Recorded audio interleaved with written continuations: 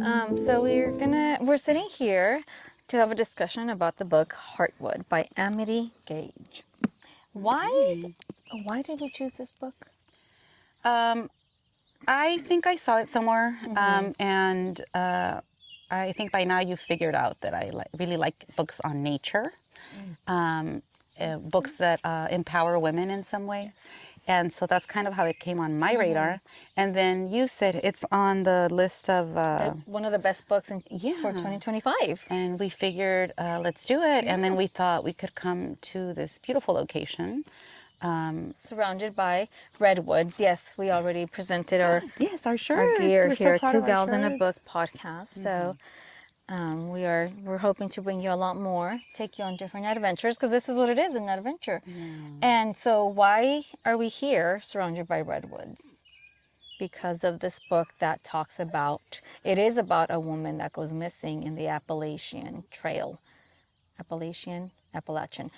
Do you know how to say it? I think it's Appalachian. Because we're Californians. Excuse us. However, there's two different ways. Appalachian, depends who you talk to. I looked it up. Oh, Yes. you did So her some might research. say it's Appalachian. Some might say Appalachian.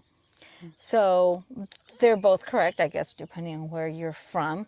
I've heard about it, but I really didn't know about it. So as I was reading, I would stop and kind of look up things because I wanted to know more about it. And I feel when I researched, when I read more about this trail, it made me understand the book more. Because when you think about a woman going missing on a hike or on a trail, well, our trails are these. Yeah. How do you go Highly missing? civilized with lots of resources. But people that go on these on this hike and the Appalachian Trail, it's for months.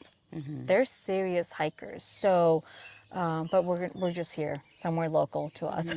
We're not going there. And why are there redwoods here? I read somewhere that they brought the seedlings in the 1976 maybe. From the Bay Area? Yes, because a lot of the redwoods, notice my earrings by the way, Yes. are natives of Northern California, and they're along the coast, and we're in the south.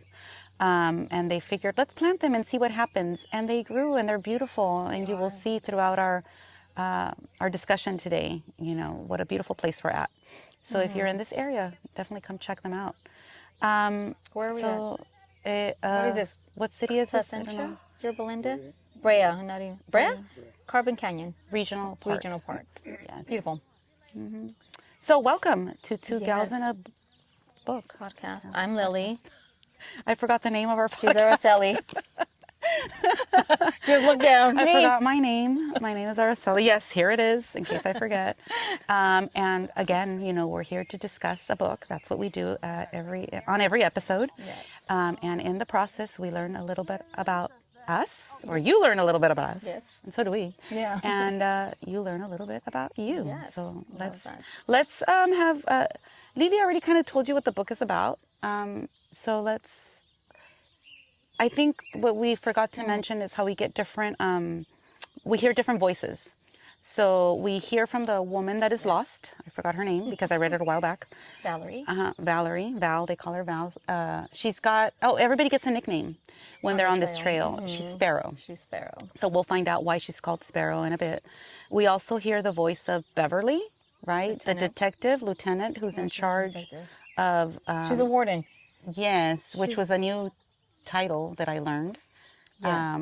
That is exclusive of the male. forestry, Yeah, right? yeah. Department. So And usually men yes. take on this role, but then Beverly, who's in her 50s, 50-something, she's given this position, and she loves it because she loves nature too. Yeah.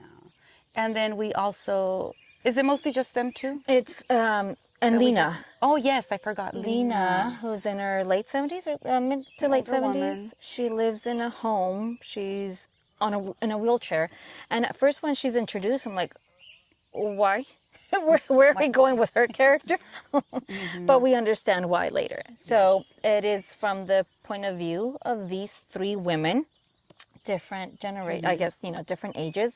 But also there's There's also journalists, there's interviews, there's tip lines that we read throughout. So there's a lot of things happening. And we're learning more about this woman that goes missing, because after all of this is to find her, because she went on this trail by herself. And did you notice that it's based on a true story? It loosely is based. very, very loosely based. Yes, I was listening to something. Somebody was really upset that somebody would do something about this woman that got lost years ago. And it does say on the author's note, very loosely based on someone that went through this, almost a similar experience. She got lost. She write journals, because a lot of this is just journals from Valerie. Directed to her mother. And of course, we have to talk about the beautiful cover, right? Yeah. We did notice the artistry. Yeah. Just this woman is made out of trees. And let's get to it, right, Lily? Silhouette. Yeah. I didn't have a lot, to be honest with you, because I think I was just reading. But Appalachian, this is part of my research that I did, because I was like, well, it's a trail. So what? Well, so what? It's Appalachian Trail, referred to AT here. It does cross 14 states. 14 states, and they do mention it. But people that do go on this hike, some of them do complete the whole thing, and it takes them many, many months. It is about 2,190,000 miles. Some people start midway, but I'm not sure what her goal was, what Valerie's goal was, but she decided to go on this journey by herself. And we've talked about how a lot of, and this is mentioned in the book, a lot of people do take this challenge on because they're going through some type of crisis and they want to heal. And there's something to it, right? I mean, there's studies that have been done that, just basic walking helps with healing, emotional healing. I just wanted to point out, Lily, that this is the third book we read about a nurse. Yeah, Natalie is a nurse, and that kind of Valerie. Why did I call her Natalie? Another book. Sorry. Yes, I've read 2 books since this one. Oh. So yes, it's hard to keep them all straight in my head. And I have to do a shout out for my niece. Look at this cute bookmarker. Oh my gosh. My little niece Hope made it. All the little sons. I just had to show you guys. It's adorable. That's cute. Okay, let's get started. Yes. I have page 9. Go ahead. I'll do first. So this one, they already know she's missing. They're searching for her, the community, I should say, and her husband and all that. So her husband reported her missing because he is what you call a supporter in this Appalachian Trail hikers. There's people that have supporters, and supporters are people that wait for you alongside the trail. And he waited for her he just sits there and waits for her to come, and then he gives her food, water, pretty much gives her everything she needs, like refueling her, right? Richard is our supporter, by the way. He's our supporter. He's here. He's here. He's here. And then we'll refuel later at a cafe. But her husband reports her missing because she never made it to where they were supposed to meet. So here we're now in the search, and we know that they call her Sparrow. It says 10 minutes. What does that mean? Nothing. Okay. We know that they call her Sparrow. I don't remember why, but I guess everybody that goes on this trail gets a nickname.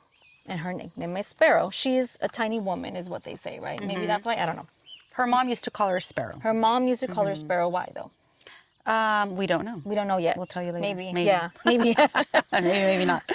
So on page 9, she's writing a letter, and she keeps a journal to her mom. And the first thing she says is, the first thing I should say is that you were right. You didn't want me to hike the Appalachian Trail. Mothers have a sixth sense. Their love is occult. And she was like saying, why didn't you want me to come? And because I think at this point she's finding herself like, I'm lost. I'm in trouble. Right? But what if she's telling her mom, you were right. I shouldn't have come, right? But I wrote here, what if she would have listened to her mom and not gone because it was dangerous or whatnot? And what if she would have said, okay, fine, mom, I'm not going, you know, just to appease her? Would she have regrets? Why didn't I go? Would she resent her mom for telling her, don't go? She's an adult. She's in her 40s. She doesn't have kids, right? No, she doesn't have any kids. She's married in her 40s. But she needed to do this for herself. Well, So, and you mentioned mom had a bad feeling. We see this in page 9. Like, I'm a mom. I've had bad feelings about a lot of things, and my kids have been fine.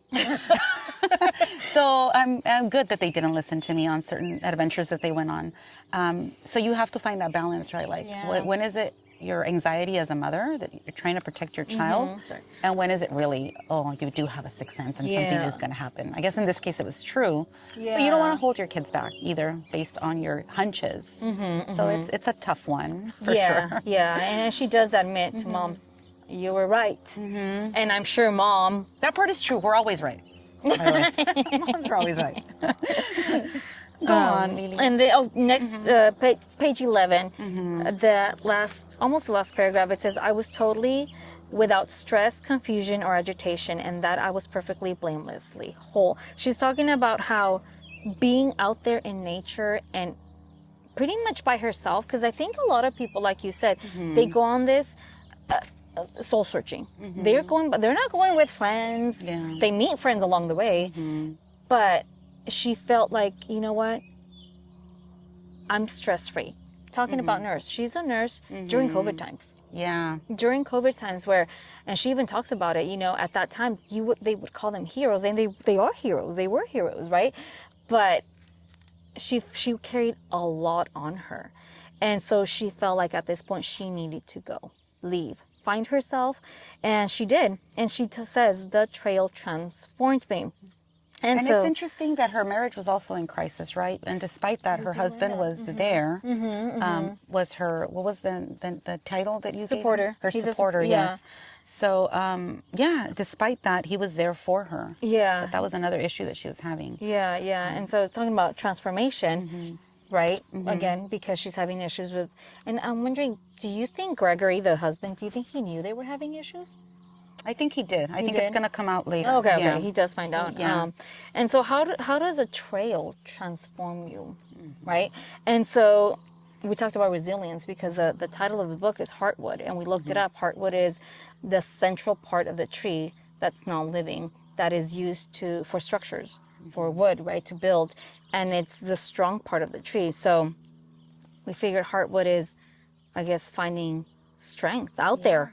In the wild, building your inner core, right? That sometimes you're so lost, you're struggling, you're in crisis, and just doing this walk, this hike, gives you some sort of strength.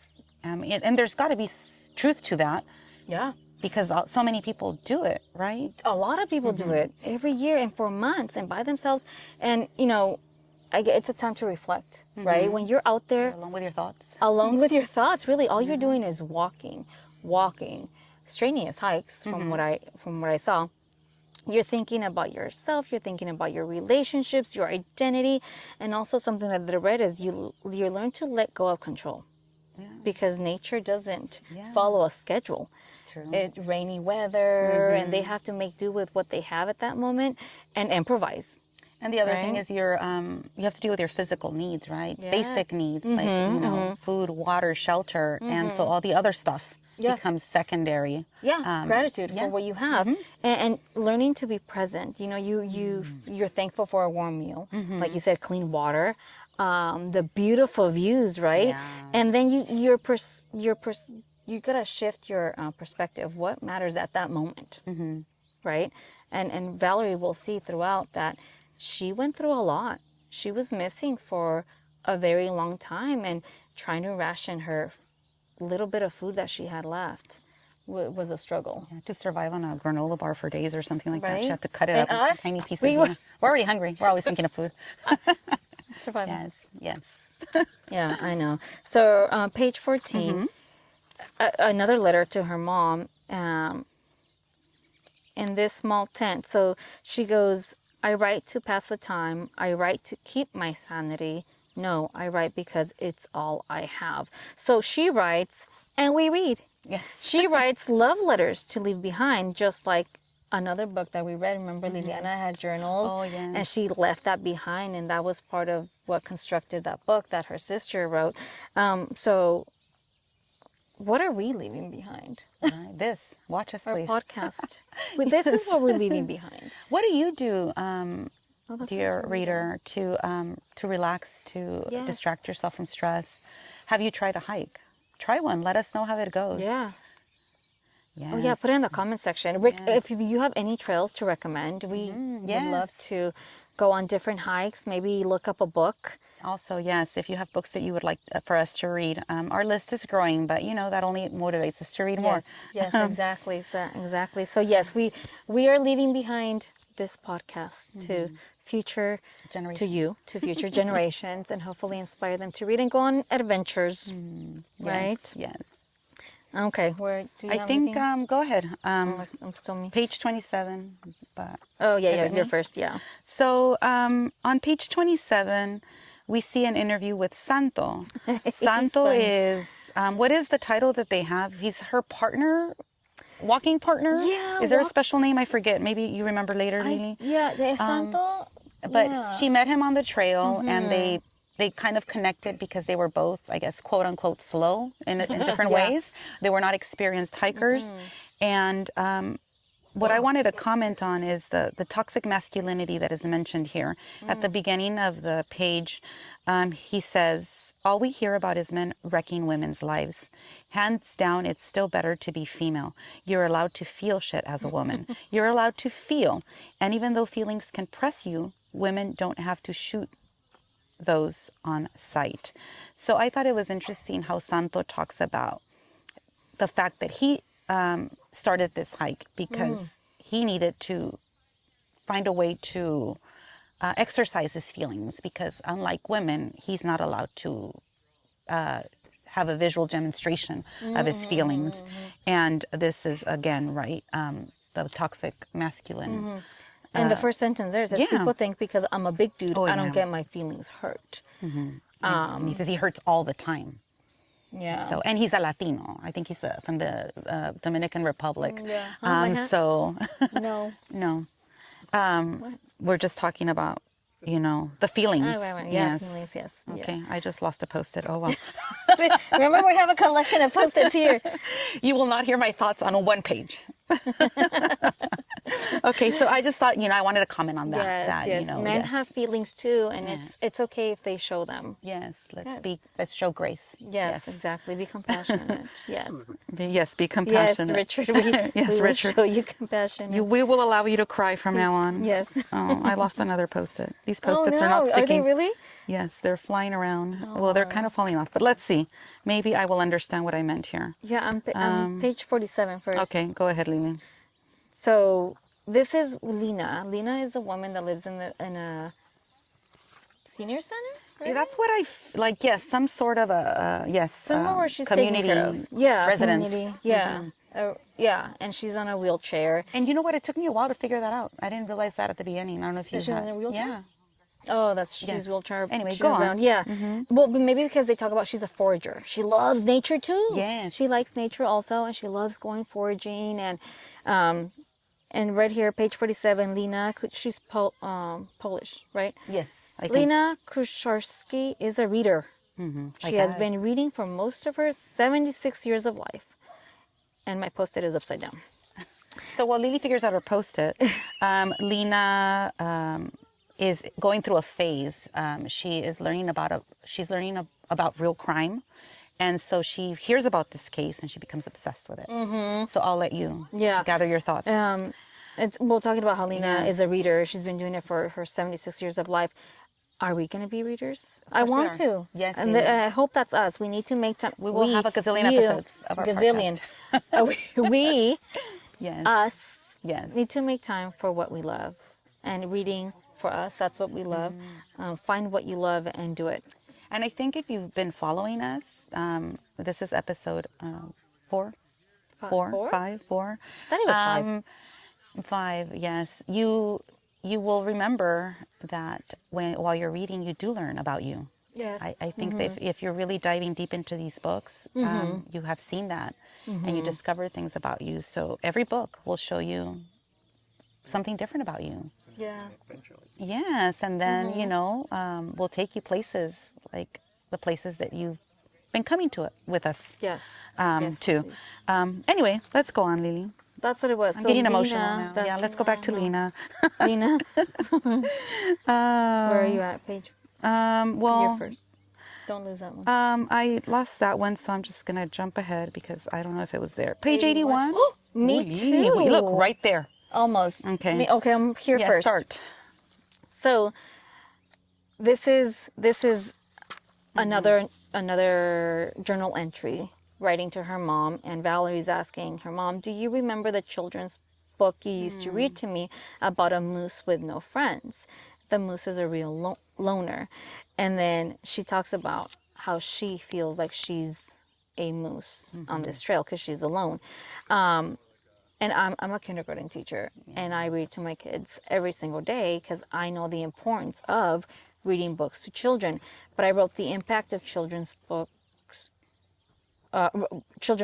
read to a child is impressionable.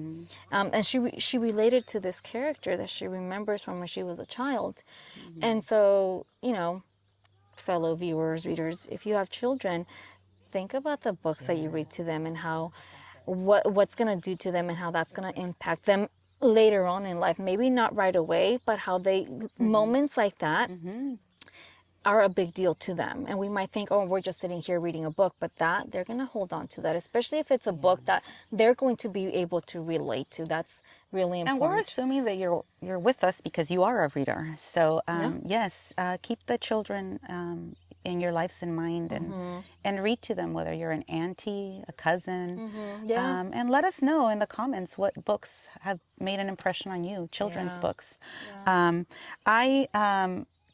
I also identified with the moose. On my post-it, I wrote that I feel like I'm a moose and that I feel it's harder and harder to be a moose now that there's such an online presence, right? I know that we've been fighting it a lot, and we're doing this podcast out of love for reading, not out of love for being online.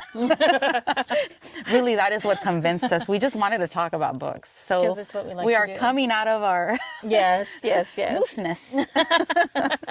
What's the plural for books, moose? right? We're making Moose? it, Niece. No, Richard. You know, every episode we're caught with a loss of words or we massacre words. this, yes. Sorry. Yeah. So tell us, what's the plural word for moose? I think it's still moose. It's mooses. That's part of the fun. We mess every episode up with something like this. We'll put it, hopefully Richard can put it in the comment below, but it really Page is. 82, Lily. Page 82. I found something about why people hike here. So, Sparrow, because I forget her name, Valerie, talks about all the people she met on the Appalachian Trail. She says she met a lot of moose. So it is moose. Oh, moose. Okay, it is moose. The plural is moose. She said she met weirdos, misfits, eccentrics of all ages, philosophers, survivors, even the prettiest, the bounding young folk Santo and I called gazelles. Oh, there. I love that. That metaphor, yes. She says that they broke down after a couple 100 miles, revealing their fascinating compulsions. Everyone seemed to be in some kind of exile or solitary quest.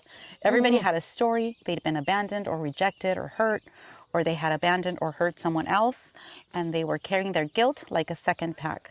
They'd been fired or shamed or cast out, or they were coming out of one of those periods in life when you can't catch a break. Thing after thing after thing, a backward momentum. Some had survived a literal incarceration like jail or the loony bin or rehab, and everyone had endured the pandemic. We were all recovered, in recovery, or unrecoverable. So that is why people hike, basically. She gave us a really good summary of it. A little bit further down, why I hike. I like to hike. We were talking earlier, I would not engage in that kind of a hike. That is very extreme in my opinion. But further down on the page, listen, no one hikes 2,000 miles because they're happy. Even the most cheerful or uncomplaining hikers aren't happy. So maybe I'm a little happy, and that's why I don't do that kind of a hike. Like, not there yet. Maybe I'm happy. You've got to have a significant fire under you to slog through over 2,000 miles of jagged rocks, terrain, and snakes. Oh. You've got to have a deep, unshakable point to prove. So They're there to prove something to themselves. Yes, to themselves, exactly. So she's hiking, and she doesn't really know why, because further down on the page she says, what was mine? Well, I suppose it was to heal. So she needs to heal. We still don't know why she's hurting so much. And that would be revealed. I don't know if we'll ever know, actually. That might be revealed to us further down the page. On page 84, I wrote, teaching feels like this. It started to take longer for folks to emerge along the hall. A little less hustle because another one already. If a nurse was needed, I was a nurse. If a porter was needed, I was a porter, a scribe, a janitor, an undertaker. And no one ever said, gee, this isn't what you signed up for at all. This makes no sense at all. So even though her technical title was nurse, she was doing a little bit of everything because that's what was needed during the pandemic. Like you said, she was a nurse during the pandemic. Further down, she says, I didn't want to be called a hero. I wanted someone to acknowledge my moral injury. Remember I told you this came up, and I researched it, and I forgot what it means. But if I remember correctly, it's got to do with when you're confronted with situations that go against your belief system, and you have to power through them. And that is why it's called a moral injury. And I feel that as teachers, we are confronted with those situations a lot, where you just have to power through because you don't have a choice. I feel, we mentioned earlier that this is the third book we read about a nurse, totally by coincidence. But I do feel that we relate a lot to their profession, right? So here we're getting a little bit of an idea of why she started this hike, partly because of her profession. Who knows, Eileen, we might have to hike a trail at the rate we're going. Next time Richard would love it. Appalachian Trail, you can be our supporter. But we're together, though. Yes, of course. Let's think of our bird names. We'll think about that later. Or trail names. It doesn't have to be a bird name. That's true. Trail names. But yeah, I mean, it sounds like she was at her wit's end. Yeah. And because she was an essential worker, right? Nurses and teachers, and they were essential workers. They were needed to be out there. They couldn't just stay home. And I was thinking about that too. And I think that you also feel guilty, right? Like you need a break, but there's people, like lives depend on you. Yeah. You can't go take a nap. You can't go do self-care or whatever. Yeah. You need to be there. So that's part of what moral injury talks about. Like you just have to be there. And no matter how much you do, it's never enough. No, because you can't take care of a patient remotely. Exactly. Right? You have to be there. They were like in the trenches and the front lines at all times, and they still are.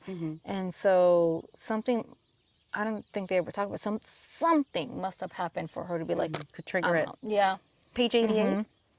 Along with her, issues with her husband. You were mentioning, journaling, and here she talks about why she's journaling.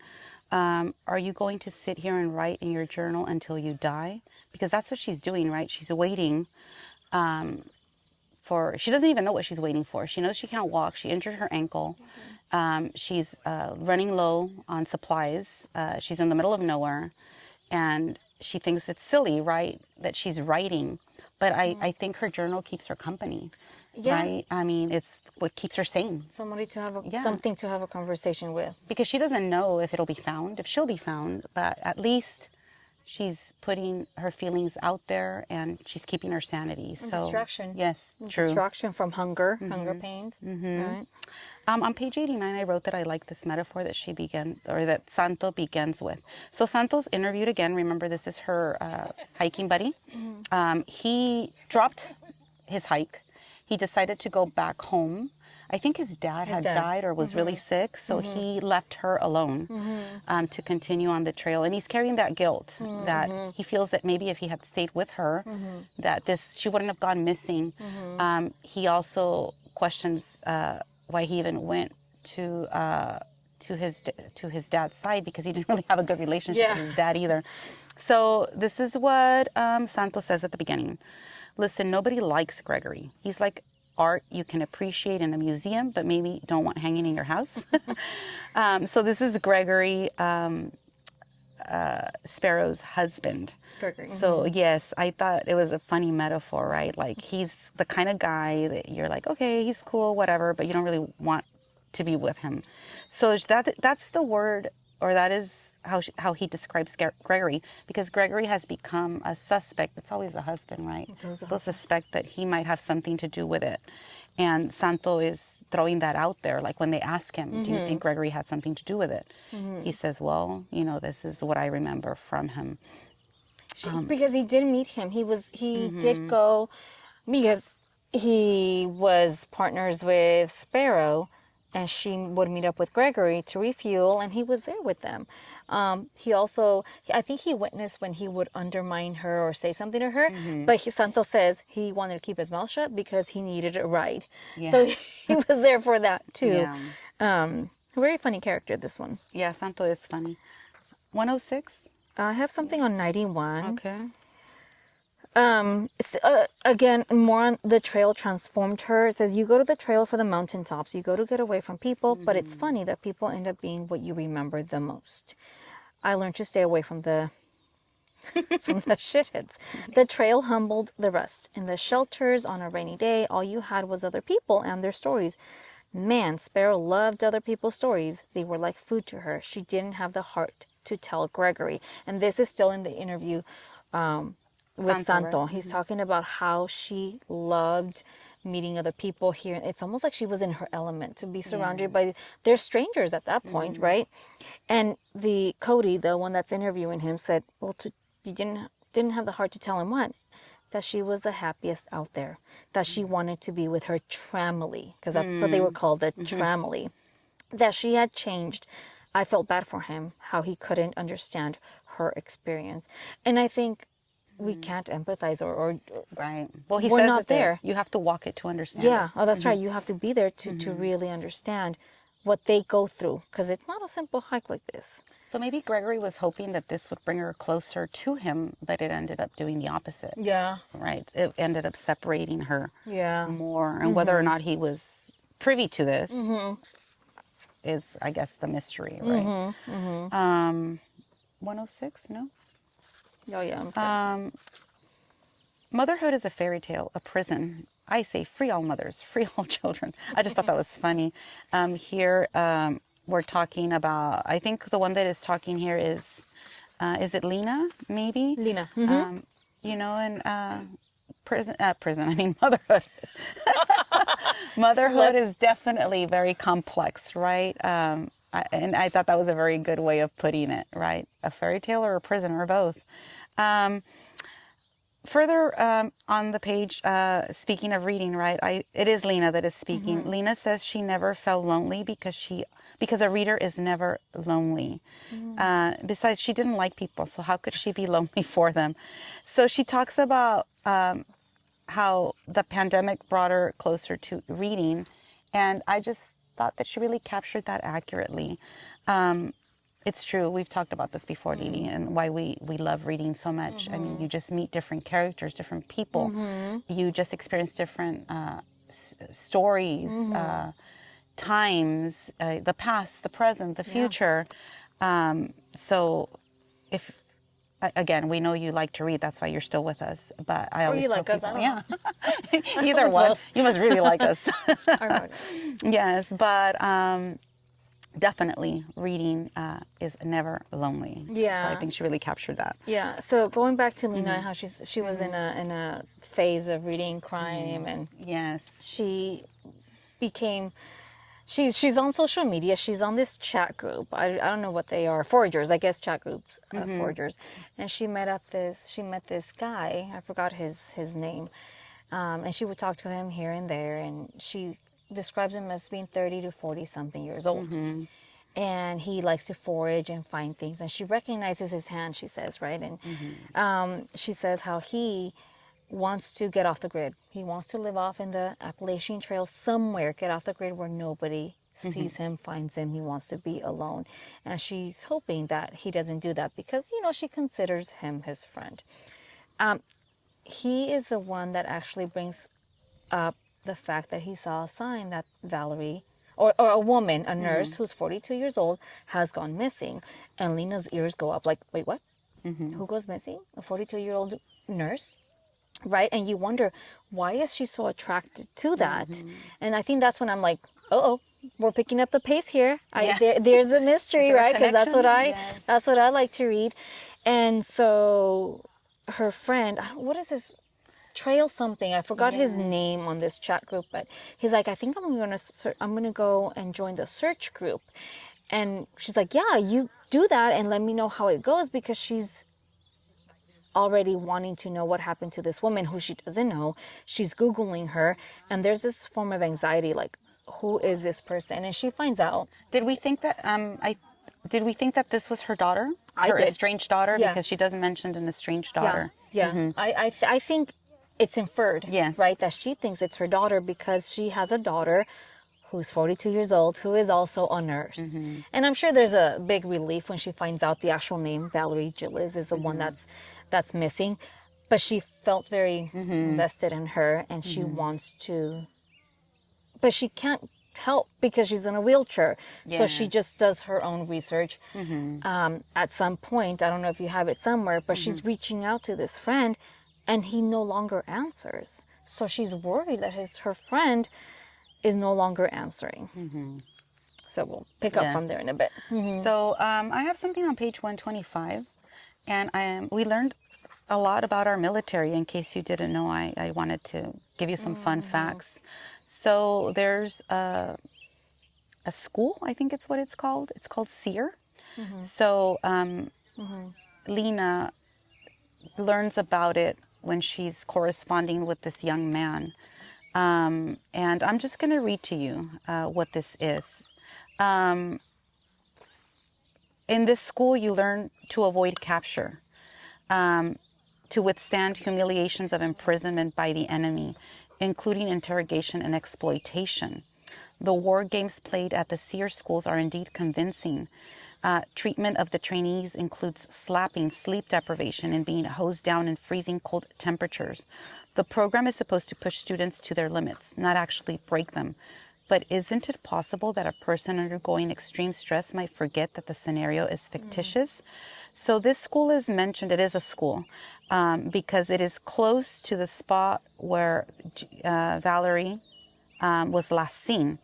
So Lena and her friend are speculating about a possible scenario that they might have taken her. And the SEER personnel are not being very cooperative in her search because it's military land and they don't want the volunteers and the rescuers to come into military property.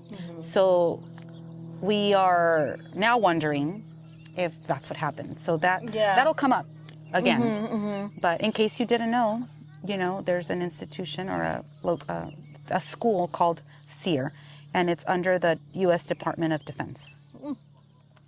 So let's continue. I have something on page 134. I just wondered what we think about the moon. One of our characters reflects, I think it's Sparrow. She's writing to her mom and she talks about the moon. She says, "Who finds the moon comforting? A big rock with a dead man's face on it. The moon is a bystander who never intervenes. How many people have been silenced or violated underneath its helpful incandescence?" I had never thought of the moon like that. No.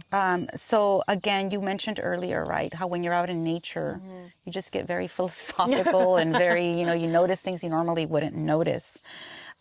She does mention when, hunger would heighten her other senses.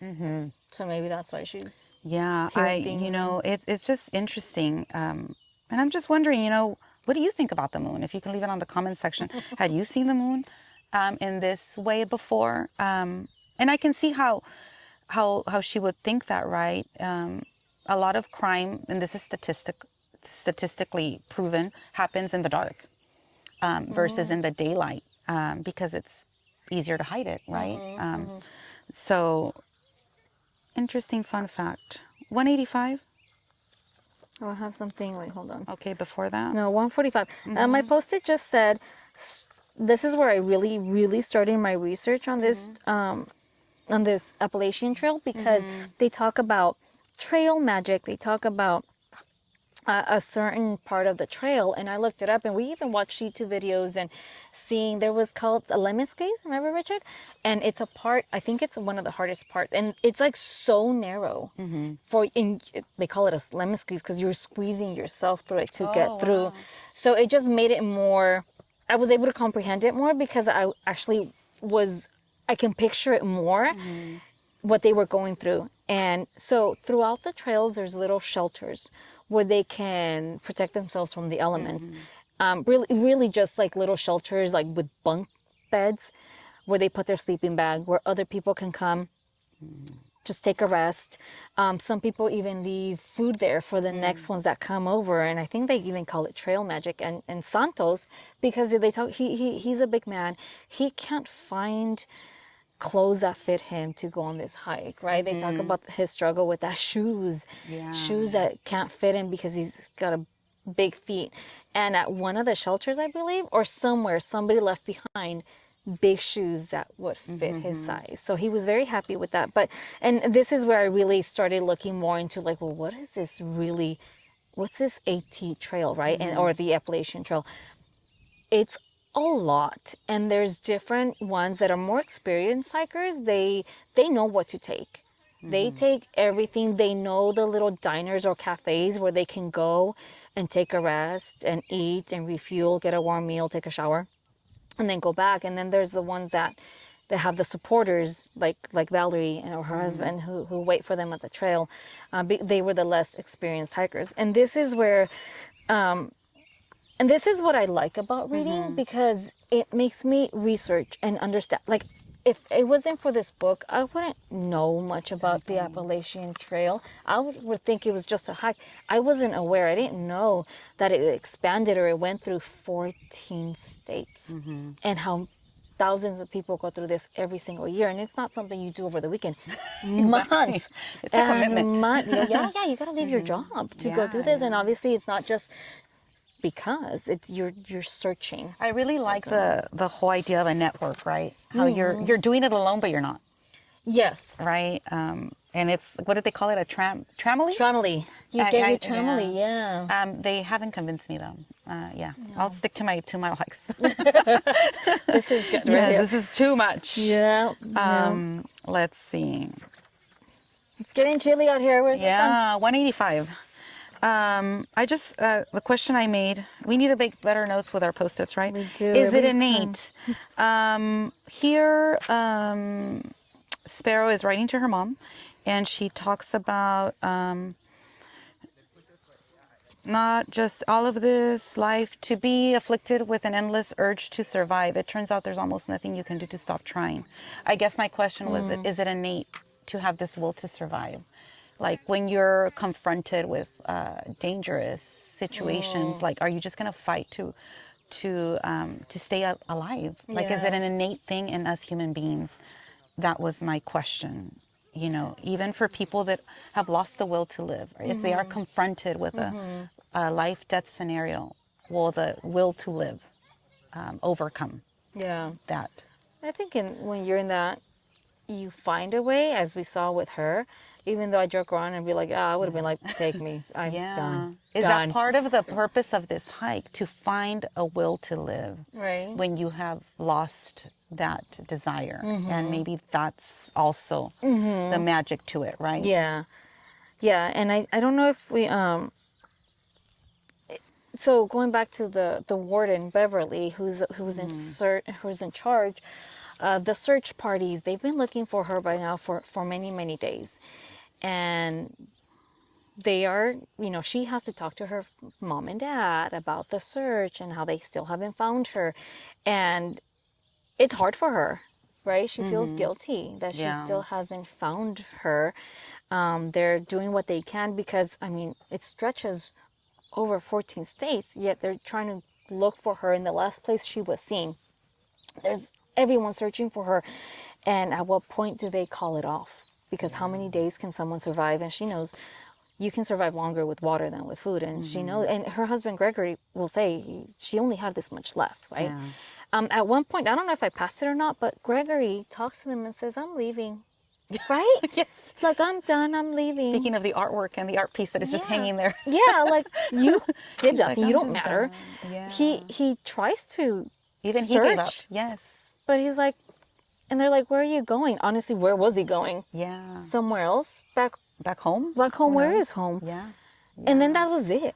He comes up at the end more, but he's like, that's it? Do you not care that she's out there? Who knows? And I don't even remember if we put a post-it on this, but the other thing we learn about, right, is how law enforcement is so territorial, right? There are officers that are responsible for searches in areas, because it does take a special type of training to look for people that are lost in nature than in the city, right? Like the things that we don't think about as normal civilians, right?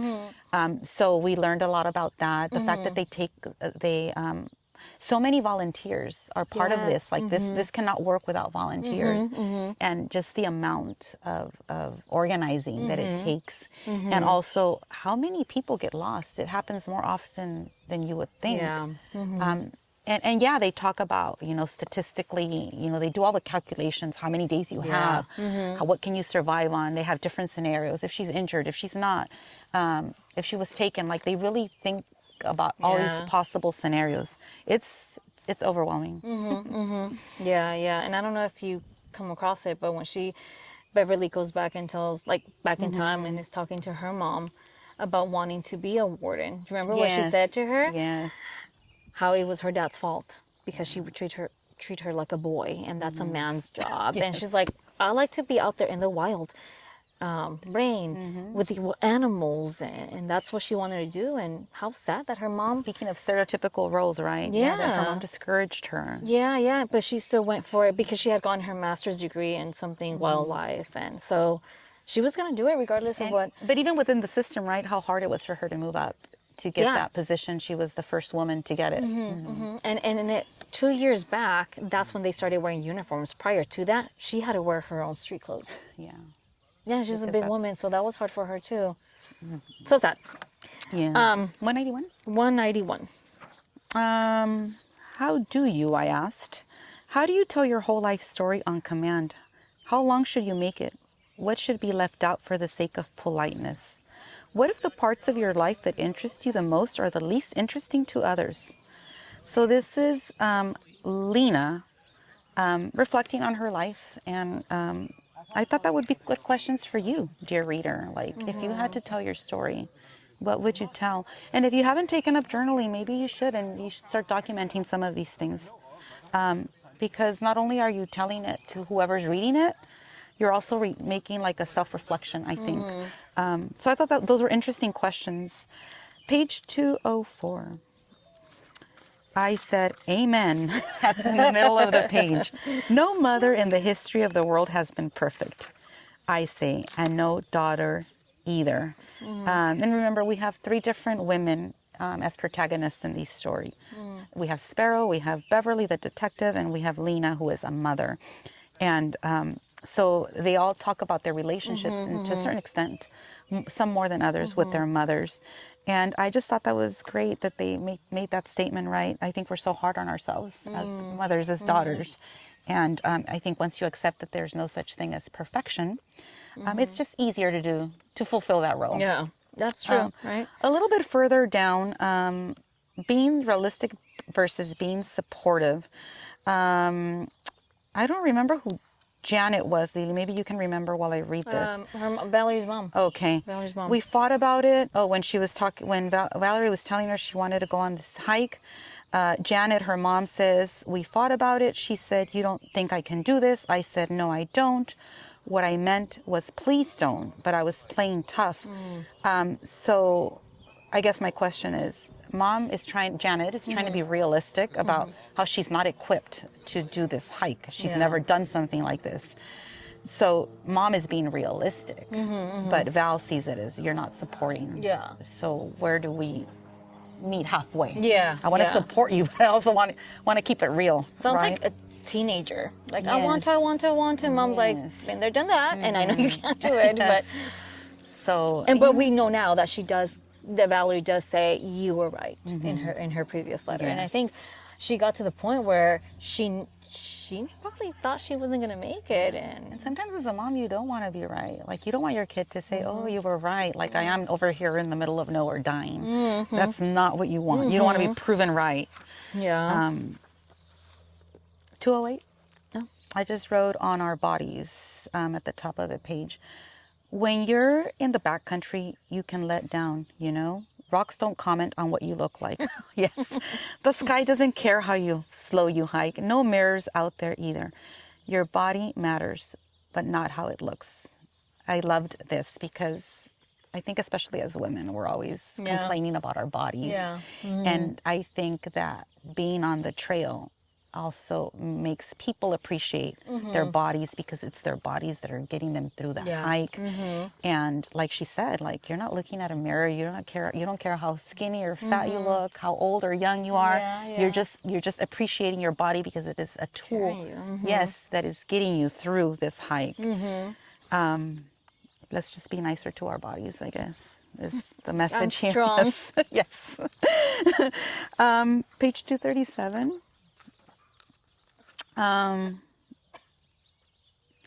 Let me see. I'm going to read these because I don't remember why why do we have them then? In the middle of the page. Warren sighs, seems to me children are nothing but heartache, even when everything goes right. So my question was, and this is Warren, I think. Warren is Lena's friend at the center. Oh, okay. So my question, and I'm just throwing it out there, is why do we have children then if all they are is heartache, according to Warren, right? Why do we value, I mean, we hear it all the time, right? As a child, what do you dream of when you grow up? What do you want to be? Then you're grown up and you went to school. Okay, when are you going to get married? Then you're married. When are you going to have kids? It's like there's certain expectations in our society. And so I'm sure there's people that think like Warren, right? Despite it all, we continue to have kids. Why do we? I don't have an answer for you, dear reader. But I thought it was a very great philosophical question. Yeah. Does he have kids? I don't remember if Warren has kids. He must, if he's talking about what heartache they are. How would he know, right? That's true. If he's complaining. Because I think I think Lena is, that's her good friend at this center, right? I thought at some point they had a little bit crush on each other. Yeah. And he's kind of getting frustrated with her because he invites her over to dinner with their friends. But she's a moose. But she wants to be a moose. And she doesn't want to hang out in the social hour. Yeah. And she's obsessed with the case of Valerie, and the fact that her online friend, is not responding. I think by now we know that Lena gets a message from her friends, which his name is Daniel, she learns, and his mom tells her, stop reaching out to him. He's only 21, 22 years old. He's like a young man. He's not well, and he's in a psych facility, right? Yes. And so she's like, what? She's thrown off because she's thinking he's a man, and it was only a friend, right, who they shared common interest, foraging and the nature. And she knew he was going to go out and join the search party. But she's like, well, who's going to tell me now about Valerie? What's going to happen? So now we know this kid, but let's go back. We have to go back. We kind of have to go back a little bit, right? I'll let you tell them, and I'll fill in if... Please, because I might have something. So Valerie, while she's, on this trail, she does, Santos leaves, she's alone. There's this manic kid that comes and pulls her to follow him. She hasn't seen a human body in a while. So she's like, oh my gosh, I'm going to follow this kid, right? Yeah. And because he looks distraught. She feels like he needs help. So that she does it with that intention too. Yeah. But he's not all there, right? His eyes are weird looking. Well, he claims he's being followed and that he is going to help her, keep her safe. Yeah, because she's... they're both thinking now they're in danger, right? So she does go with him, and he doesn't let her leave. At one point, he throws her backpack off a cliff or something, right? Yes, because he thinks that they're being tracking her. tracked. Mm-hmm. That they're tracking her, and that's really her possessions. She didn't have anything else. Her food was in there, her water. And I think at this point we're thinking, is he a seer student? Escaped from did the he school. escape? He seems not well mentally. He claims that the government, I don't know if he makes that direct accusation, but we're to understand that the government is plotting Something. It's a conspiracy theory there. and he is going to save the world. That's kind of the idea, right? And she is going to kind of help him. Yeah. And by now she's kind of putting two and two together, and she's like, okay, this guy is crazy and I need to get away from him. But she doesn't know how. She doesn't know how, because he also set a trap, like a pit or something. She did try to escape. She fell into it, and she's like, oh, I'm here again. But then he does feed her. He does get bologna sandwich. He gets bologna sandwich from somewhere. Exactly. Right. So that tells us they're not far off from Civilization. Yeah, they're close by, but she's injured, so she really can't get as far as she thinks. She really doesn't know where she's at. But then eventually he's gone. Yes. And she's left alone again. He does go and get her backpack. Oh, yeah. And she does tell him, I need my backpack. My medicine is in there. I have anxiety. But still doesn't go and get it. But he does. And we find out later, right, much later, I guess, that he has been institutionalized, that he does have mental health issues. That's what Lena finds out through the mom. And so then we begin to question, right, all the things that he claimed. Because So maybe did we believe him? Maybe kind of, I don't know. So we know, we start to find, and this is her, Lena's investigation through, on her wheelchair. She investigates because she's like, I don't buy this. I need to know what happened to him. She's going through through pictures, right? Yeah. She sees him with a bandana that belongs to Valerie that she had seen on a picture. So she's like, that's how she that's how she figured it out. And that's how we know, like, yes. He took her friend, online friend, has seen her. Yes, he knows her. He knows her, and he's the one that was with her at the trail. And so that's when it starts to get like thrilling for me. And she's the one that calls the authorities because she's like, I saw that bandana. This guy I've been talking to has her, and that's how eventually they find her. They do, and they do go to this facility, right, where he's at. They really had no other leads. And now that he's on his meds, he's more cooperative. Yeah. And he tells them what he remembers that he did with her. Yeah. And kind of where he left her. The last place. And that's what they're like, that is the last place anybody saw her. And that's when Beverly realizes. At this point, Beverly is taking time off because her we haven't even talked about poor Beverly, right? And her personal life. Her mother's not doing well. Her sisters call her and say, hey, you need to come and say goodbye. She's not doing well. But she's like, I need to find this woman, right? She feels guilty leaving. And I think one of her supervisors, someone says, you need to go. Basically, people have given up on finding. Yeah, at this point, it's like, recovery. Yeah, it's like, go see your mom. And I think Bev also figures, I need to go see my mom. Yeah, I need to go see her because this is pretty much the end for her mom. And Valerie, well, and while she's at home with her mom and her sisters, they're calling her. And that's when I realized, like, oh, hold on. I still have more Go ahead. I only have one at the very end. Oh, you don't? That's when she realizes, like, okay, something's happening. Why are they blowing up my phone like this? But 249. My question, this is another journal entry to her mom. My question was, when would my heart be whole again? And I just wrote, why again? Kind of like, what did she go through to make her feel so broken? Besides her being a nurse, besides her marriage, maybe is there something where she feels empty inside because she never had kids? Yeah. You don't know. What is it about it that she doesn't know? Right? We don't. We don't. We get bits and pieces of her life, but is it an accumulation of it all? Yeah. Or is there more? And I think that's what I like about the book. It makes you have that conversation, right? What else? Yeah. Could you fill in the holes with a little bit about you or a little bit about us? Yes. Depending on our lives, right? Yeah. What would break us and make us go on such a journey? And I guess maybe that's what I learned about me. I'm not that broken because I won't do it. No thanks. I will only do short hikes like this one. Okay, done. Yes, done. I'm good. I'm good to go. Yes, I am whole good again. for the next month. Go on, Lily. Yeah, 260. We try to save everyone. I put, and this is where she goes and talks to, I think, her supervisor. She talks to someone. Oh, her lieutenant, I think. Yes. And she says something about, she says something, and her lieutenant or the colonel, I don't even know, is like, Jesus, Vev, what's going on? Are you blaming yourself about Valerie Gillis?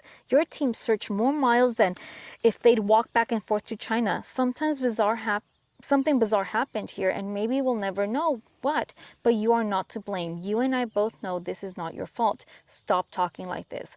Damn it. Holy crap. So he's thinking, oh, she's going to quit on me. Right? Yeah. Also because she's needed. And I put, where did I put? We try to save everyone. And I think we can't relate to what she does so much. But Yeah. I think as teachers, especially you as a high school teacher, you want to touch the life of every single one of your students, right? Yeah. And when you can't, at least with one, you start thinking, what did I do wrong? Yeah. What could I have done differently? It's really Right. hard to find that balance, right? And she's going through that personal crisis. Like, what else? What else am I missing? Like, it becomes an obsession, and it's just not healthy. And you need to, again, find that balance. Like, you want to save everyone, but you can't, and there's only so much you can do.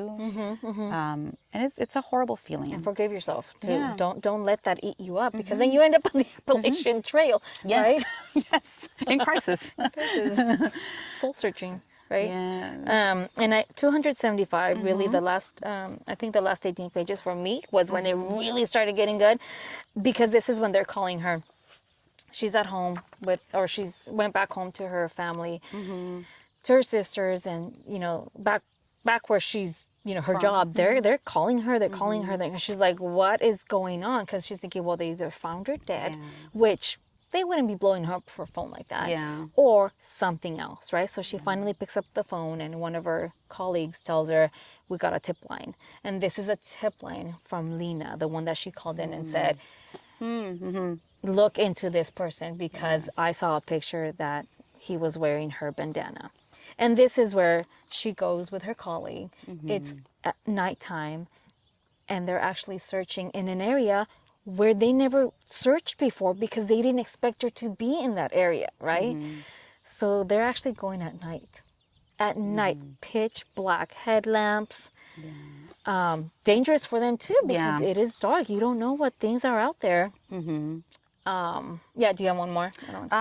Let me see what I have, and then we'll tell you how it ends. Yeah. On page 289, I just wrote that I loved this metaphor as well, and it's a fun fact, I guess.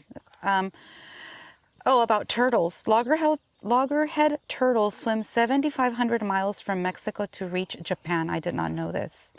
Bar-headed geese migrate over the Himalayas, enduring changes in elevation that would kill a human. And yet she, a grown woman living in relative comfort and safety, could not say the words, I'm sorry, and mean it.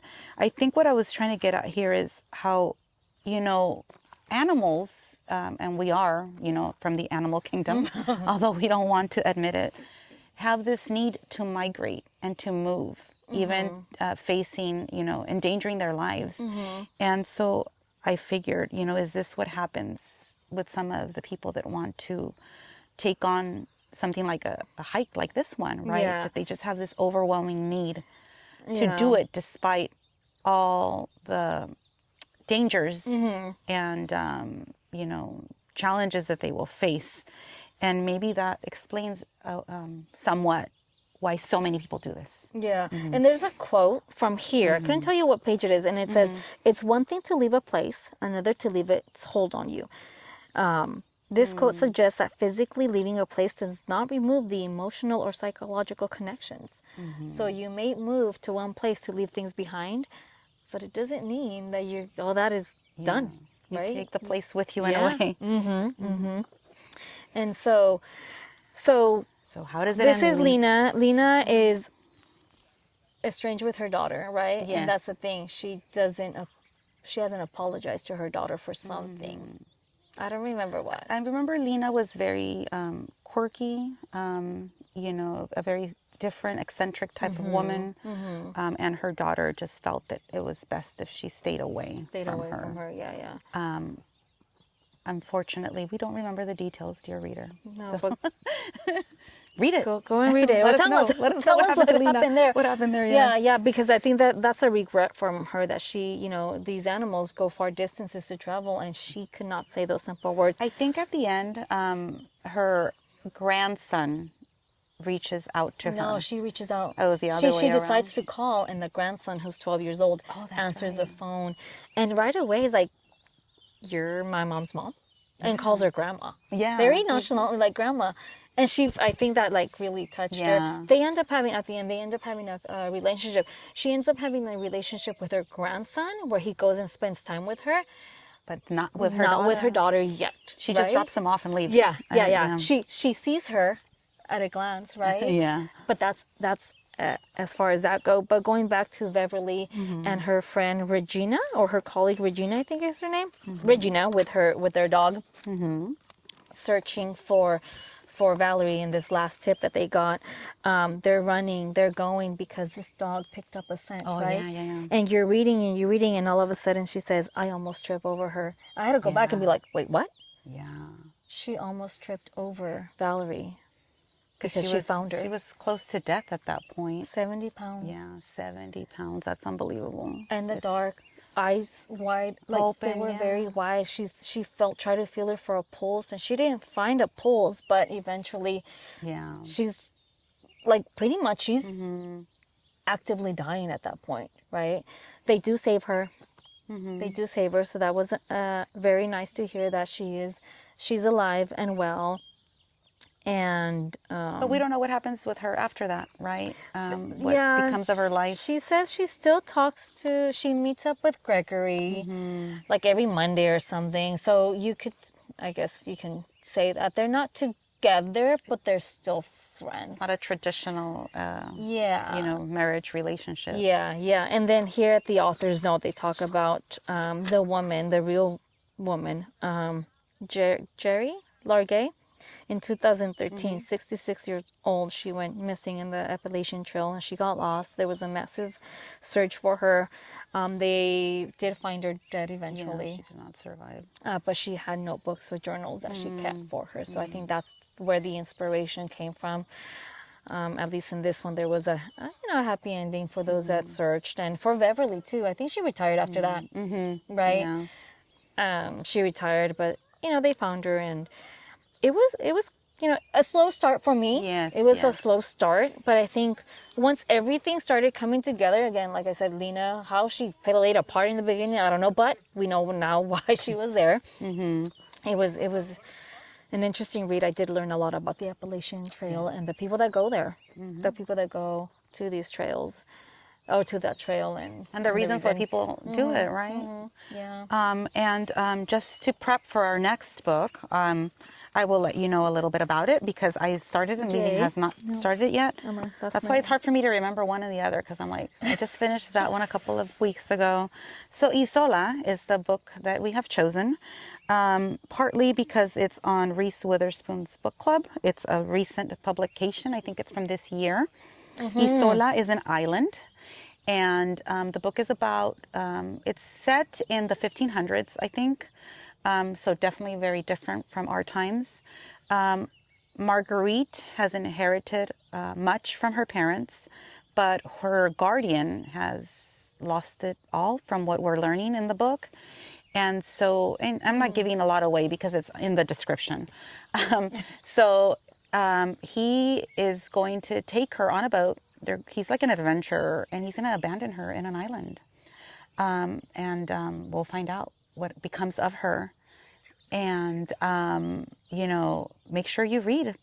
Hopefully you can read with us. If not, just listen to our next podcast, which will take place in a very fun location. Where are we going, Lily? We're going to Nuevo Nayarit. Yes, we're going to fly to Puerto Vallarta, and they're going to take us to our resort. Yes. And we will be recording there. Recording our podcast to this book there. Maybe we'll do a sunset. Yes. On the beach or something fun. Yes. Yeah. Yes. So please stay tuned. So if you want to join us, time. in 2 neat. weeks. Where are Oh, our post-its? our post-its. Yes. Our discussion. Yes. Our visual of what we discussed. Yes. Here we go. Come on, Richard. Fellow readers, we will see you next time. With more post-its. With more post-its. Actually, we still have to go to our diner to refuel. Yes. Yes. We'll tell them a little bit about it. Yes. It's beautiful.